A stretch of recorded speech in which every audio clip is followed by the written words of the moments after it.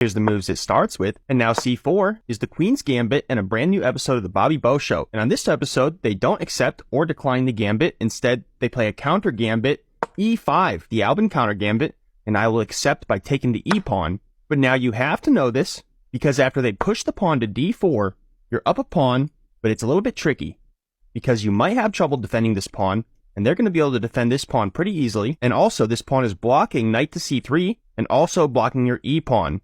So if you don't know this, you might fall for some traps, but all you have to do is play a3 and knight to f3 so the bishop can't come down to b4 and check your king. So I'll play a3 first, but probably knight to f3 first if you want to be theoretical.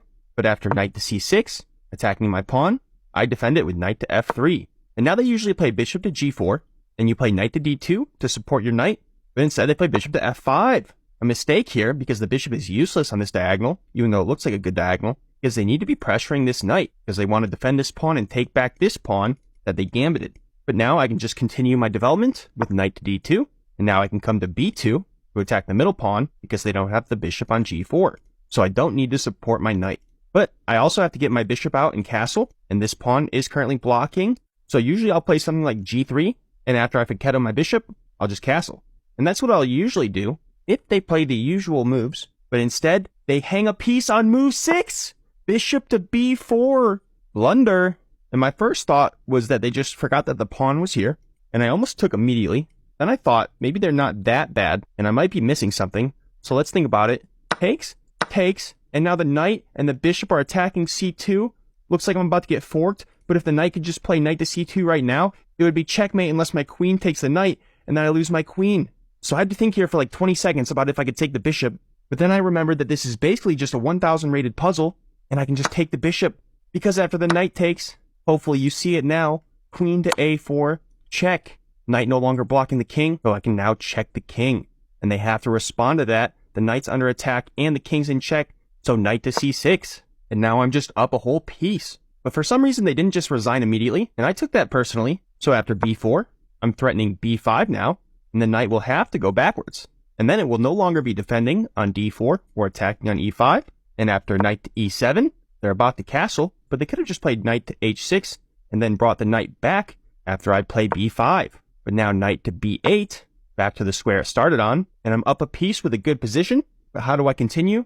Well, I have to finish development, castle, and then you have to trade some pieces to simplify so that it's an easy win. So bishop to b2, developing my bishop and getting ready to take this pawn. But first c5, defending the pawn here. And of course, the best move. If you don't know it, Google it en passant. And now I'm going to take this pawn, because after knight captures c6, the knight is pinned to the king, so it cannot defend the pawn right now. So I can just take the pawn. But after they castle, now my knight is under attack twice, but I'm up +4 material. And like I said, easiest way to win is just to simplify and trade pieces. So I go for the bishop here. They take back with the knight. And now I can play e4 to attack the knight and open up for my bishop to come out. Then I can castle next, because my biggest weakness right now is that my king is in the middle, which is more obvious after they play knight to d4, because after we trade pieces and the queen is in the middle of the board, I'm starting to see where there might be a couple problems if I'm not careful, because I want to play bishop to e2 and castle, but this knight is not defended if I castle, and they're also about to play something like rook to d8, and I'm worried about if they're about to attack me here, and if I can defend it and castle and get my king to safety. So I think about maybe I should move the knight first. Both of these moves attack the queen, but no! Both of them lose after queen to c3 check, and then the rook comes on the open file, and the knight can also come down, and also they can just take the e-pawn with check, because the knight has to defend that pawn. So moving the knight is not an option, loses the game. So I thought for a couple minutes, and then I played bishop to e2, because after rook to d8, doubled up on the knight here, I just play rook to a2, and now everything is defended. I also don't have to worry about the queen taking my rook now if I move my queen, and I'm about to castle. And everything is defended except the e5 pawn, so they take with the knight, but now I can finally castle, and I relax a little bit, and after knight to g6, I play rook to d1, putting the rook in line with the queen and the rook, defended by my bishop and my queen here, so I'm not worried about any back rank checkmates. But now knight to f4, attacking my bishop here. So how do you want to react to this?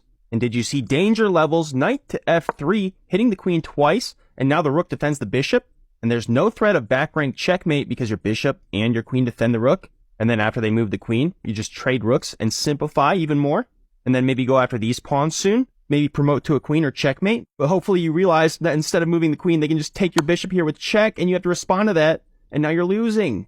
So you don't have danger levels.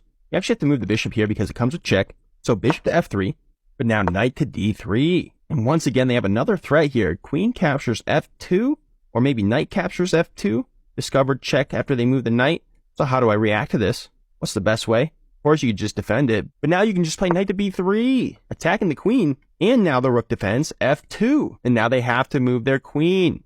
But after queen to e5, just double the rooks up on the d file here. And now the knight can't move because it would be checkmate. So you're going to win material here. And on move 23, they resign. Smash the like button if you enjoyed the Bobby Bo Show. I hope you have an excellent rest of your day. Goodbye.